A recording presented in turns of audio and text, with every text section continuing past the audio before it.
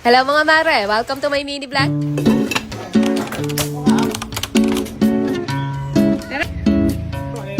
Magandang araw mga mare! Another day, another mini vlog. Kaya tara at samahan niyo muna ulit kami sa aming mga simpleng kaganapan. Pagkahatid nga namin sa batang maliit sa school, eto at dali-dali rin kami kagad bumalik dito sa bahay para magasikaso naman nga ng pananghalian namin. Paksiyo na bangus na nga lang muna yung niluto ko ngayon mga mare para mabilis ang luto lang dahil maya-maya nga lang din babalik na ulit kami sa school para sunduin na ulit yung batang maliit. Ganito ako magluto ng paksiyo, pinagsasama-sama ko na lahat ng sangkap, then isasalang ko na yan at kapag ka naluto na siya, saka ko na lang siya titikman. At kapag ka may kulang pa sa lasa, like kulang sa asim or kulang sa alat, saka ko na lang siya nire-remedyohan. Nalimutan ko pala maglagay dyan ng asin tsaka nitong siling green, kaya ayan at hinabol ko na lang. Pagkasalang, eto at nagsandok lang din muna ako ng pagkain namin mag-asawa at eto pa nga lang din yung unang kain namin ngayong araw. Tinatapos muna kasi namin yung pag-aasikaso sa mga bata sa school at kapag ka nga naihatid na namin sila lahat, saka pa lang kami kumakain.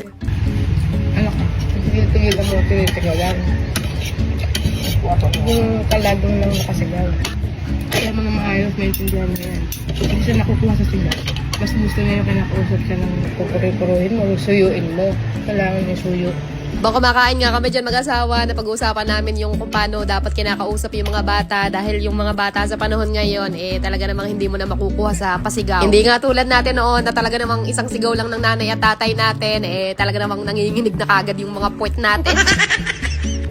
Sorry mga mara, hindi ko na kayo naalok. Nakalimutan ko na mag-alok, naunahan na ng gutom. Mula kasi kanina hindi pa kami kumain. Hindi pa kasi talaga kami nakapag-almusal kanina. Mag-aalas 11 na ngayon. Yun pa lang yung unang kain namin. Baka man sabihin yun, hindi na ako nag-aalok. Wala na lang sa isip mga mare, talagang gutom na gutom na. O, meron pa tayo mga 5 minutes mga mare para magpahipahinga ng konti, muni-muni. Kaya maya magsusundo na rin kami sa batang maliit kasi palabas na rin yun. Ang sarap lang talaga magmuni-muni dito sa may terrace namin mga mare, tahimik, ang sarap ng hangin, tapos ang maganda pa rin kasi dito walang mga chismosang kapitbahay sa paligid.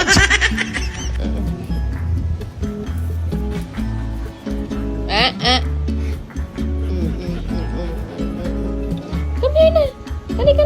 Sus, nagtatampo na. Come here na. Ito naman si silosang ito talaga maldita. Pepper namin maldita. Ay, sus. Shh. Away ng away. Talaga. Shh. Halika na, may picture na. Pasok na.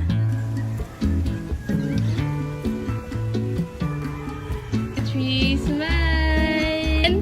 2, 3. Ito nga yung mga kadalasang kaganapan namin araw-araw mga mare. Hatid, sundo. Hay, buhay nanay talaga. At hanggang dito na lang muna ulit ang aking mga chika sa inyo. Thank you so much for watching mga mare ko. See you again sa susunod nating vlog. Good night na muna. At ayun lang muna ulit for today.